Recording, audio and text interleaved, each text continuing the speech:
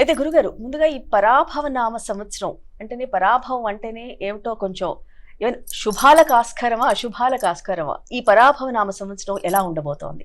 సనాతన ధర్మంలో ఉన్నటువంటి ప్రత్యేకత ఏమిటి అంటే, పేరే అర్థాన్ని పరమార్థాన్ని సూచిస్తుంది. అందుకే ఇక్కడ పరాభవ అనేటువంటి పేరు పరాభవతి తస్య భావ కర్మవ పరాభవ అని దీని యొక్క వ్యుత్పత్తి చెప్పడం జరిగింది.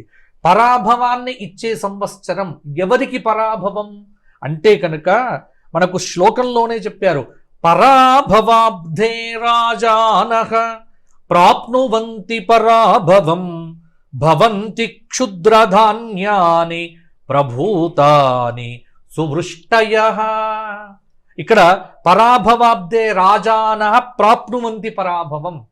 ఎవరైతే అధికార మదంతో అధర్మం చేస్తూ పదవి వ్యామోహంలో పడి పాలన మీద దృష్టి పెట్టకుండా అధర్మంగా ఉన్న వ్యక్తులు ఉన్నారో అటువంటి వారికి పరాభవము.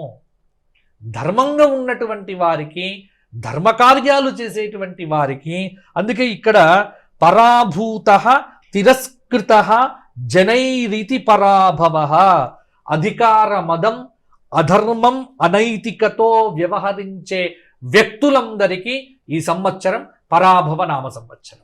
కాబట్టి మనం భయపడాల్సిన పనిలే. ధర్మం వైపు ఉండండి, మిమ్మల్ని ధర్మం కాపాడుతుంది. అధర్మం వైపు ఉండండి, పరాభవం పరాభవాన్ని మిగులుస్తుంది. ఇది అర్థం చేసుకొని ఈ సంవత్సరంలో మనం అందరం ఉండగలిగి